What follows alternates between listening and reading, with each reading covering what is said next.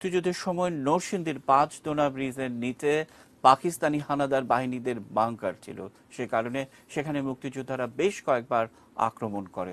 Panchdona bridge এলাকায় আরো এই মুহূর্তে রয়েছেন আমাদের নরসিংদী প্রতিনিধি বেনজির আহমেদ বেনু, সঙ্গে ছিলেন জেলা মুক্তিযোদ্ধা কমান্ডার মোতালিব পাঠান সহ অন্যান্য বীর মুক্তিযোদ্ধারা। বেনু, কি জানাবেন? আমি আছি নরসিংদী সদর উপজেলার পাঁচদোনার ঐতিহাসিক পাঁচদোনা ব্রিজের সম্মুখে।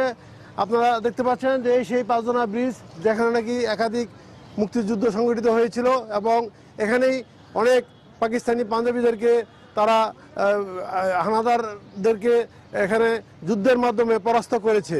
ঠিক প্রথম প্রতিযুদ্ধ মাধবদিঘা রায়নাদিতে অনুষ্ঠিত হয়। এর 4 ঘন্টা পরে এই পাঁচদোনাতে যুদ্ধ হয়, সন্ধ্যা পর্যন্ত যুদ্ধ চলে। এরপর থেকে পাক বাহিনীরা এখানে ব্যাংকার করেন। ব্যাংকার করে কারণ মুক্তিযোদ্ধারা ব্রিজ কালভার্ট যোগাযোগ বিচ্ছিন্ন করার জন্য ব্রিজ কালভার্টগুলো ভেঙে ফেলতো। এটা রক্ষার জন্য এখানে ব্যাংকার করে পাক বাহিনীরা অবস্থান করছেন। কিছু সংঘ রাজাকার ছিল এলাকার।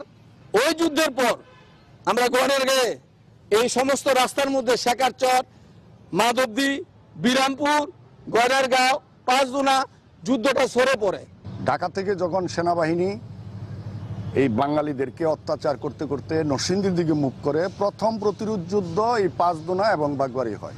এই ব্রিজ রক্ষা করার জন্য আমরা তো ব্রিজ ভেঙে ফেলি, যোগাযোগ বিচ্ছিন্ন করি, কিন্তু তারা ব্রিজ রক্ষার জন্য এখানে ব্যাংকার করে এখানে একটা ক্যাম্প স্থাপন করে। থাকালীন সময়ে মুক্তিযোদ্ধারা তারা যেভাবে যুদ্ধ করেছে সেটার বিস্তারিত মোতালিব পাঠান ভাই বলেছে যে তাদের ওই দিনের কথা, ওই দিনের স্মৃতি, 71-এর ওই দিনগুলি আজকে তারা বলে গেল স্মৃতির পাতার মতো টকবক করে।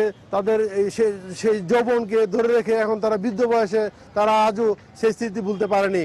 সেই পাঁচদোনা ব্রিজ, এই ব্রিজের মধ্যেই ছিল পাকিস্তানি হানাদার বাহিনীর ব্যাংকার, এবং তারা এই ব্রিজের আশপাশের সমস্ত লোকজনদেরকে ধরে নিয়ে এই ব্রিজের নিচে তাদেরকে বেঁধে রেখে দিয়েছিল।